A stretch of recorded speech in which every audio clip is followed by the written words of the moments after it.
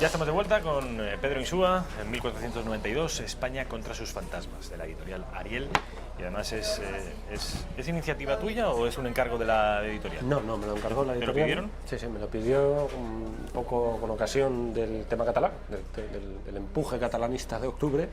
Pues Ariel es una editorial que tiene su sede en Barcelona y, bueno, sensibilizados con el tema, especialmente, por ese motivo, supongo, pues, bueno, me habían visto que yo tenía cierta trayectoria de escribir sobre estas cuestiones y tal. Habían leído cosas tuyas, sí, ¿no? Sí. Y entonces, pues me lo encargaron.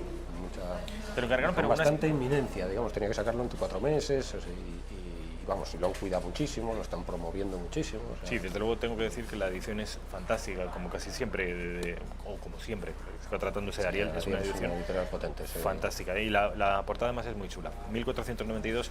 Esto entonces opera como una suerte de manual de defensa de España. Sí, ese fue un poco el espíritu. ¿Cuál es la concepción? El espíritu fue una especie de manual, ¿no? Un inquiridium, como decían los erasmistas, una especie de manualcito para neutralizar o para tratar de abordar, sencillamente de entender. Es que esto se trata de entender históricamente una serie de acontecimientos que caen como si fuera una losa de culpabilidad sobre España constantemente, ¿no? Entonces, remontar, neutralizar ese tipo de topicazos, no tanto porque políticamente sea muy útil neutralizar ese tipo de cosas, que por supuesto, e ideológicamente, que esa es la función principal, pero sobre todo porque es verdad, porque la leyenda negra es una mentira, es una deformación de la historia real, ¿no? De manera que esto se inserta este libro, esta obra, en esa bibliografía que estamos disfrutando en los últimos años de bibliografía contralegendaria, o sea, contra la leyenda negra. Contra-negro-legendaria. Contra-negro-legendaria. Eso, o sea, sí. La podemos enmarcar en la obra de Iván Vélez, de Elvira Roca, por cierto, que es el prólogo de María Elvira Roca Barea, se lo hace el prólogo, o sea que podemos enmarcarlo aquí. Sin embargo, me llama la atención, y supongo que los espectadores también, que tratándose de una obra que teóricamente aborda la defensa de España desde un punto de vista cronológico muy amplio, la fecha es 1492. Sí, vamos a ver, en principio la idea de la editorial era la totalidad de la historia, pero era una labor prácticamente imposible, a mí me resulta imposible, entonces me ceñía al momento fundacional, digamos, claro, esto implica una filosofía de la historia, digamos, así que se compromete muchísimo con, como has dicho al principio, ¿no? Soy discípulo de Bono, o eso pretendo, que lo digan los demás si lo soy o no, con una obra de Bono definitiva que se llama España no es un mito, y otra obra aún quizás más definitiva, que es España frente a Europa. Entonces esas dos obras de Bono son las que articulan desde el punto de vista filosófico, las que alimentan esta obra, ¿no? Y entonces se trata de precisar, de profundizar historiográficamente. Bueno, da sus trazos, pero bueno, hay cosas que no profundiza, obviamente, porque es imposible. Entonces, aquí se trata de precisamente el momento consumatorio de España como imperio, es en 1492, lo que tú decías al principio, es decir, es cuando pisa América, cuando España se convierte en un imperio de verdad. Hasta ese momento era más intencional que otra cosa, es decir, es cuando tiene como horizonte político la esfera en su integridad conocida, la esfericidad del mundo. Eso por primera vez aparece, en el escudo aparece, ¿no? Nuestro escudo es, hemos pasado, ¿no? Non plus ultra, pasarán, o sea, no, primero hemos pasado. No, primero estaba nuestro escudo de armas, era non plus ultra, y luego... Non plus ultra era el lema de Píndaro, sacado de Píndaro, que eran las columnas de Hércules, que no se podían engolfarse, no se podían meter en el océano, no había brújula, una serie de cosas, entonces los océanos era algo desconocido, terra incógnita, y además las antípodas, se fantaseaba en torno a las antípodas, es decir, que el terreno tórrido que le llamaban en los términos de Plinio el Viejo, es decir, la concepción pliniana, tolemaica, era la concepción que se rompe en 1492. Pero no desde el principio, no el 12 de octubre de 1492, ni el 12 de noviembre, ni el de diciembre, ni en los años posteriores, aún no existe conciencia. ¿Cuándo se produce esto? Esto lo abordas. Sí, lo abordo también. Es fundamental. Claro. Y vamos a ver, el 12 de octubre, claro, llegan a unas tierras un poco más allá de las Canarias y de las Azores, y no saben muy bien dónde están. Está la tesis asiática, Colón maneja la tesis asiática, es decir, aquello pues es continuidad de Zipango, de tal, date cuenta que Colón, vamos a ver, el objetivo de Colón iba con cartas para entrar en negociación con el emperador de China. Entonces, Colón llevaba esto precisamente para pillar al turco por detrás, era un movimiento geoestratégico. Es decir, hacia el sur España lo tenía vetado por el Tratado de Alcasovas. En 1479 Portugal firma un tratado con España, con Castilla, y hacia el sur está vetado. Portugal tiene toda, digamos, la carrera africana, es monopolio de Portugal. A España se le deja las Canarias, y además España, Castilla, está peleando con Granada, está ocupada en Granada, entonces, digamos, deja hacer a Portugal. Entonces, quedaba solo una vía, que era la occidental, porque de frente a los turcos no había manera de vencerles, los turcos iban de victoria en victoria. Entonces, con Roma, Roca Barea acaba de declarar un periódico, en una entrevista que hizo en El Mundo muy interesante, que si no es por España, la Iglesia hubiera desaparecido. Una nota a pie de página en la historia. A pie de página en la historia, y eso es así, es decir, Roma estaba amenazada por el turco, los turcos hacían racias por Otranto y por el sur de Nápoles.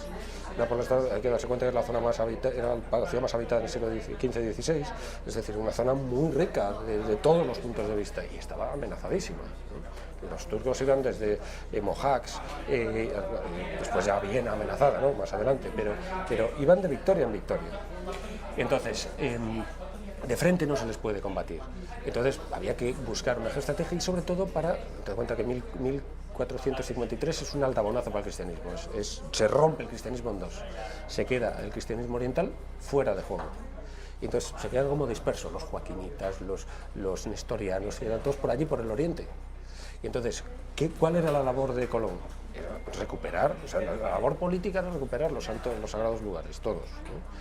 Pero de frente no podía ser. Pues entonces hay que tratar de ir por el occidente para ganar alianzas con los cristianos que quedaron del otro lado, in partibus infidelibus, que quedaron del otro sitio, y así formar alianzas para vencer al turco, para ahogarle, digamos, para envolverle, una maniobra de envolvimiento, e intentar ganar la alianza china. Porque había la teoría de que mediante Tomás y tal, mediante el apóstol Tomás y tal, el cristianismo había llegado a China. Y había por allí, probablemente a lo mejor estaba y tal y cual. Bueno, todo esto, los chinos sí conocían a los cristianos de la Guerra de las Cruzadas, o sea, tenían una noticia, pero las noticias que tenían los chinos de los cristianos eran que eran francos, eran los francos. Entonces cuando aparecen los castillas por allí no saben muy bien de dónde vienen, ni nada, ¿no? Y los portugueses igual. Total, ¿Cuándo llegamos a la conclusión de que no estamos en China? Entonces, será Américo Vespuccio el que deshaga totalmente la tesis asiática. ¿Cuántos años después del 1492? Pero realmente se produce el corte en 1513 con el descubrimiento del Pacífico por Núñez de Balboa. El Núñez de Balboa, cuando avista los mares del sur, ahí está clarísimo que no hay, que hay un otro océano interpuesto. Entonces, que hay un continente en medio. Un continente en medio. Entonces, ahí ya se derrumba en 1513 la tesis de... Entonces, Américo Vespuccio, su labor como piloto mayor que era tratar de darle la vuelta al continente para ir por mar. El mar, date cuenta que es un ponto, era una especie de puente. El mar era un mecanismo de viaje mucho más fácil que la tierra, siempre, ¿no? Y entonces grandes autopistas sin impedimentos ni obstáculos. Exacto, era una especie de autopista. Entonces, esa autopista consiguen al final pasar, ¿no? Con Núñez de Balboa avistan los mares del sur, y eso promueve el viaje de Magallanes. Atraviesan el estrecho de Magallanes, llegan al Pacífico, atraviesan el Pacífico y llegan a las Filipinas. El Pacífico se va a convertir a partir de ese momento en un lago español, como se le llamó. Todas las islas del Pacífico, absolutamente todo el Pacífico fue español, todo. De hecho, aún quedan cuatro plazas de soberanía que no reconocidas por nadie nunca, por ahí. Son algunas de Indonesia y tal, pero no la Micronesia española. La Micronesia española, que no hubo una carta de apropiación, digamos, oficial, diplomática, de aquello. Entonces, no sé. Que teóricamente quedan en manos de España. Podríamos decir la Torra o estos que a lo mejor allí... Podríamos mandarlos, ¿no? Cuando dicen que se quieren ir de España, pues mire, ya sabes dónde está el aeropuerto del Prat. Se puede ir de España perfectamente, cuando quiera. A partir de 1492 es cuando tú empiezas a enumerar las mentiras negrolegendarias y a derribarlas, y en su lugar colocar verdades luminosas con el objeto, entiendo, de reconciliar a muchos españoles con su país. Sí, vamos a ver, España sufre lo que es la leyenda negra, una especie de reverso tenebroso sobre su historia que la distorsiona, la falsea, con fines políticos disolventes para España. Entonces, alimenta una serie de ideologías potentísimas que no hay en ningún país. Es decir, ningún país tiene unos partidos políticos sentados en parlamentitos y sentados en el Parlamento Nacional que se supone representar a la soberanía nacional con las pretensiones con las que están esta gente sentada ahí. Es decir, con las pretensiones de destruir el país. Esto no existe en ningún sitio. Entonces, ¿cómo se explica que un país sea capaz de generar eso? O sea, que sea capaz de tolerar a esa gente ahí, solo si se justifica bajo estas premisas. Es decir, que previamente tiene que configurarse España en la leyenda, la proyección que hace la leyenda, una tiranía, un despotismo, una cárcel de naciones, y entonces para ello hay que limar lo que decía el que inventa la palabra, ¿no? Bueno, la palabra, el que propaga la expresión, Julián Juderías, decía que la leyenda negra se basa en la distorsión, se basa en lo siguiente, en eclipsar aquello que nos pueda favorecer comparativamente con el resto de países y sobrevalorar o sobredimensionar aquello que nos pueda perjudicar. Y este mecanismo es el que se pone a funcionar. Claro, tienen que alimentarse de algún componente histórico, real, porque si no, propagandísticamente no funcionaría, ¿no? Es decir, si tú empiezas a disparatar absolutamente y creas allí, yo que sé, Sauron y creas elfos, y no, o sea, una cosa completamente legendaria, pero de verdad, o sea, me refiero de Nilo Tempore y cuentos infantiles, pero pues eso no funciona, tiene que engranar algo con la realidad. Entonces, y eso es el peligro, claro, porque lo que pasa es que está sesgado constantemente. Entonces, requiere un esfuerzo enorme. Yo con el capítulo en que más esfuerzo hago, porque es más largo, porque es donde se define España, es en el de América, y requiere un esfuerzo muy grande. El de América es uno de los 4 hitos. ¿Cuáles son los otros 3? Los otros 3, bueno, 1492 coincide, es una fecha, digamos, emblemática, ¿no? El 2 de enero, la toma de Granada, ¿no? La toma de Granada, la rendición, es una rendición en realidad, no es una conquista, se rinde, capitula, ¿no? Se producen las capitulaciones de Granada, entonces en estas capitulaciones se pacta con la población. Unos pactos que después no se cumplen ni por un lado ni por otro, que eso también se suele subrayar, que no se han cumplido y no sé qué ya, pero es que no se cumplió por ambas partes. Pero bueno, se produce una capitulación el 2 de enero. El 2 de enero va a ser asumido como un hecho fundamental, por eso que decíamos antes, los turcos iban de victoria en victoria. Es la primera victoria después de 1456, cuando se toma Constantinopla, después de la caída de Constantinopla, la primera victoria cristiana es Granada, entonces se celebra muchísimo en Italia, en toda Europa, en Italia particularmente más sensible, ¿no? Y entonces con corridas de toros, los hijos del Papa, César Borgia sale a torear y tal igual. Entonces, España se gritaba en Roma, se hicieran representaciones teatrales en Nápoles, por ejemplo, con Alhambra y tal, ¿no? Entonces, esto lo cuentan muy bien los historiadores italianos, que son muy buenos, ¿eh? Hay una serie de historiadores italianos, por supuesto, pero también norteamericanos sobre la presencia de España en Italia, que son Thomas Dandelec, por ejemplo, son grandes historiadores. Y entonces, el 2 de enero va a ser un hito que desde el punto de vista presente en ese momento, actual del momento, del siglo XV, finales del siglo XV, va a ser el más relevante. Porque, como decíamos antes, el continente América ni se sabe si es América, si se sabe si es un continente, eso hasta más tarde, hasta que de Américo Vespuccio no deshace totalmente la tesis asiática, no se produce, digamos, la conmoción que se producirá después, y mayor que la de Granada.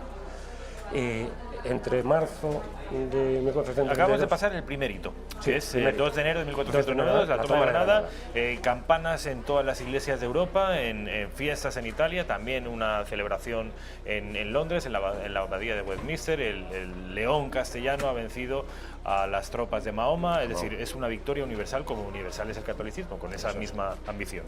Ese es el punto número 1 que tú te dedicas a darle lustre y a intentar reivindicar. Vamos a ver, ahí se suele después, o sea, vamos a centrarnos en este primero, ¿no? Y después pasamos a los siguientes. Sí. Entonces, ¿qué pasa? Que Al-Ándalus es una sociedad política, se ha hablado de civilización andalusí, yo creo que exagerando los términos, ¿no?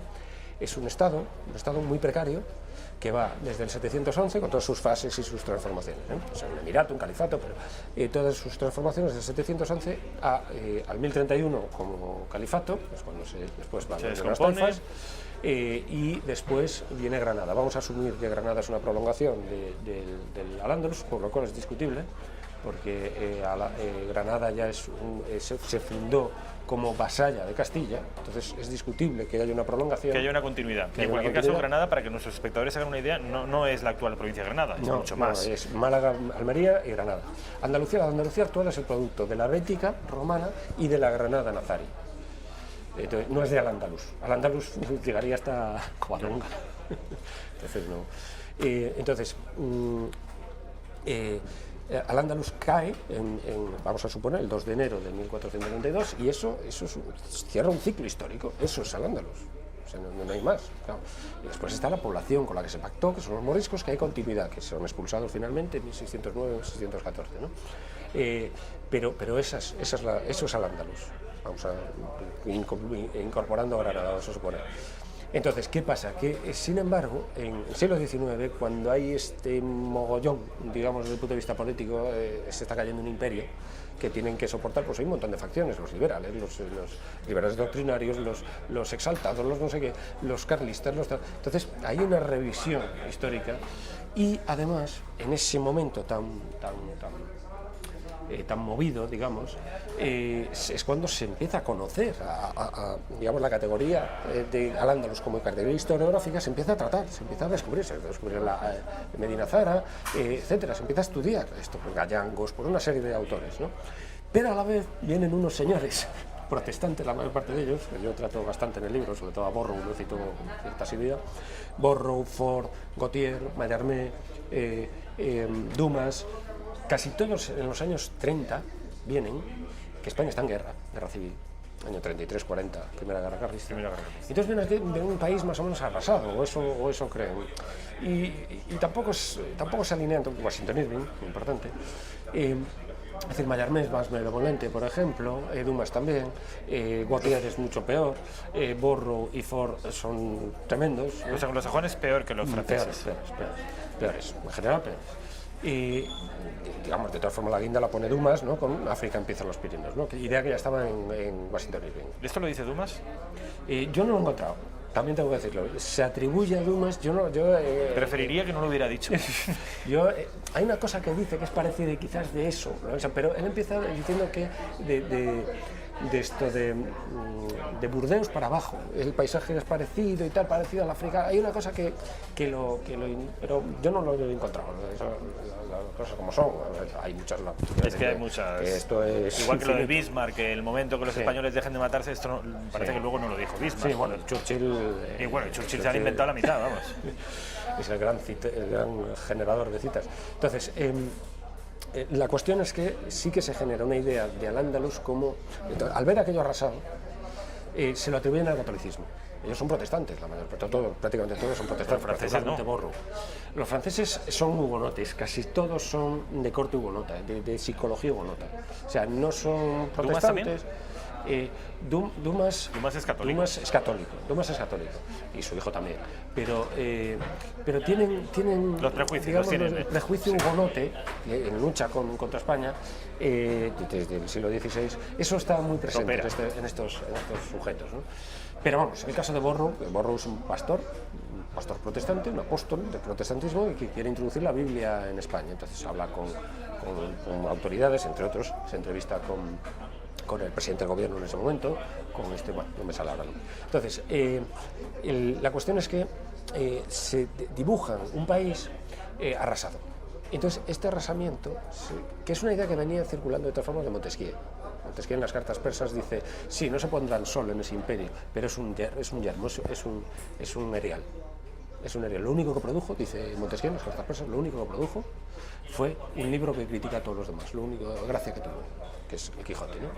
Entonces, esto son citas de ¿cuánto daño nos ha hecho? Sí, y entonces, esta idea que tuvo después Napoleón, esa misma idea fue Napoleón, por eso ataca a Napoleón, menospreció a España. Cuando se levantó España, la dura guerra, no recuerdo la expresión esta de Napoleón, ¿no? Ahí empezaron la insidiosa guerra de España, dice, ¿no? Y ahí empezaron mis problemas y tal, y con razón. O sea, nadie esperó que el pueblo se levantase de esa manera, ¿no? Entonces, era más fuerte aquello de lo que todos decían, ¿no? Y lo seguía siendo, y aún así dijeron, no, esto ha arrasado. Entonces empieza a contrastar los monumentos que quedaban ahí del Al-Ándalus, la Alhambra, etcétera. Empiezan a ver ahí pues una civilización reluciente, brillante en la mezquita, una civilización que que produjo esos grandes monumentos y que empezaron a dibujar, a proyectar sobre esa sociedad una especie de mundo de mil y una noches, fantástico, maravilloso. El orientalismo, después mezclado con la ciencia, con los hallazgos de la ciencia musulmana y tal, completamente sobreestimados. Entonces todo esto generó digamos, una idea de la España mora, como le llamaban ellos, no le llamaban Al-Ándalus, le llamaban la España mora, una civilización brillantísima que el catolicismo destruyó. Entonces esto, la mezquita catedral de Córdoba viene a ser lo representativo de todo esto, ¿no? Es decir, actúa de icono, ¿no? Enfrente de la mezquita de Córdoba, de la catedral de Córdoba, está la Torre de la Calahorra, que es un museo que Julio Anguita destinó a Roger Gaudí, francés, maurófilo, para que expusiese allí todo lo que era maravilloso Al-Ándalus del siglo X y tal, ¿no? Entonces ahí aparece una maqueta de la catedral, de la mezquita, mejor dicho, la mezquita. Entonces toda luminosa, con una luz que sale de dentro, tal, todo muy luminoso y tal. Entonces, ¿qué hizo el catolicismo? Pues volver ese edificio oscuro, le puso una catedral que es como tentáculos, no sé cuánto, con las descripciones que hacen. Le puso unas capillas, ¿no?, que escurecieron totalmente, tal. Entonces dan ganas de pasarle el peine, dice alguno, ¿no? Es decir, dan ganas de... Qué imagen más plástica, más representativa. Sí, dan ganas de pasarle, de retirar lo católico de esa y dejarla con esos tintes civilizatorios que representaba la... Qué bonita anécdota. ¿Esta está reflejada aquí? Sí. Qué bonita, no la conocía. Qué bonita, no, en fin, no es bonita, pero es muy representativa y muy plástica. Ahí cómo se funden esa... La toma de Granada, uno de los aspectos, la conquista de América. ¿Qué más tenemos? La expulsión de los judíos. La expulsión de los judíos... Y ten en cuenta, Pedro, que nos quedan 4 minutos y medio. Esto voy más rápido. La expulsión de los judíos, claro, ¿qué nos dejó el Al-Ándalus como mito? Pues un caramelito para el yihadismo actual. Es decir, la musa romántica, digámoslo así, dejó ahí pues una civilización que se supone maravillosa, que ahora el yihadismo quiere recuperar, quiere patrimonializar. Entonces, Al-Ándalus es la tragedia de Al-Ándalus, como dijo el 7 de octubre, la batalla de Lepanto, el 7 de octubre del 2001, el 7 de octubre después del 11S, Bin Laden, ¿no? Con Sefarad no pasa esto. Sefarad no es un estado. Sefarad nunca fue un estado. Sefarad era una población aljamiada, metida en aljamas, ¿no? Pero era una nación. No era una nación.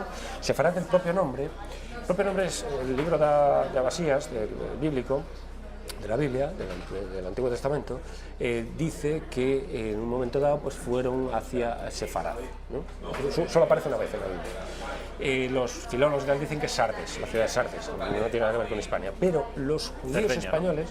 ¿Sardes? No, Sardes es una ciudad que es la capital de la Frigia, de la península de Anatolia. Y entonces,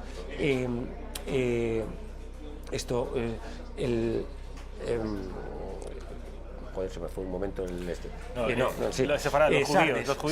los judíos españoles le interesaba que aquello fuese la península ibérica, porque ellos se decían descendientes de los que habían salido en aquel momento hacia Sefarad, que era lo que es antes de Cristo, y entonces de esa manera no los podían acusar de deicidio, de haber asesinado a Cristo a estos, porque si antes de Cristo se habían ido muchos judíos a Sefarad, según aparecía registrado en el texto bíblico, pues entonces eso quería decir que los habitantes de Sefarad no habían sido cómplices del asesinato de Cristo. Nosotros no tenemos nada que ver. Eso es. Entonces nos lavamos, somos inocentes, ¿no? Entonces utilizaron ese nombre así. Pero abunda en la contradicción, en la expulsión, que es muy polémica, sí. y que entonces, no fue ni la primera ni la última en Europa. Claro, los judíos, la posición que tenían en España era como servi regis, eran tesoro real, eran propiedad del rey. Estaban protegidos por los reyes, eran privilegiados en este aspecto, era un privilegio.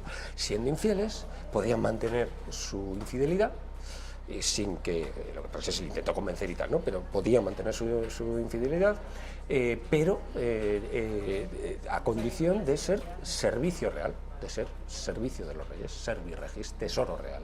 Banqueros... claro, y entonces tenían técnicos administrativos, técnicos financieros, entonces muchos de ellos se dedicaban a esto, no todos, por supuesto. Entonces, ¿qué pasa? Que, digamos, según se fueron desarrollando la propia Reconquista, la posición que tenía en principio bastante fuerte, sobre todo porque se filtraba la relación con los musulmanes, se filtraba a través de los judíos en buena medida, servían de intérpretes de muchas cosas, ¿no?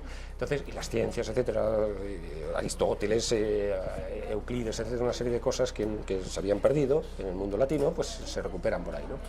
y los judíos hacen de puente. Entonces les era muy útil. Pero según se va avanzando en la Reconquista y según habiendo más conversiones, empiezan esas configuraciones, especie de grumo que salía asociado parapolítico de las juderías. Las juderías son una especie de sociedad con sus propias leyes, con sus propias penalización, con sus códigos penales, etcétera, que poco a poco, claro, se va debilitando por el empuje cristiano.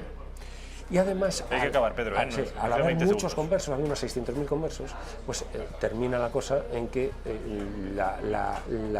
los judíos perjudicarían a esa población conversa. Y entonces, por esta irregularidad, los terminan expulsando, con la intención de su integración. Nunca pensaron los reyes católicos que iban a salir tantos, siempre pensaron que se iban a incorporar. Con la intención de su integración, le daban la oportunidad de que se hicieran conversos con el objetivo y la vocación de que se convirtieran, no que efectivamente se fueran como acabaron yéndose la mayoría. Esto y mucho más. No, la mayoría no, la mayoría se quedaron. La mayoría se quedaron, perdón, 1492. España contra sus fantasmas. Vamos al informativo de Intereconomía. Pedro, muchas gracias. Muchas gracias, Rafael.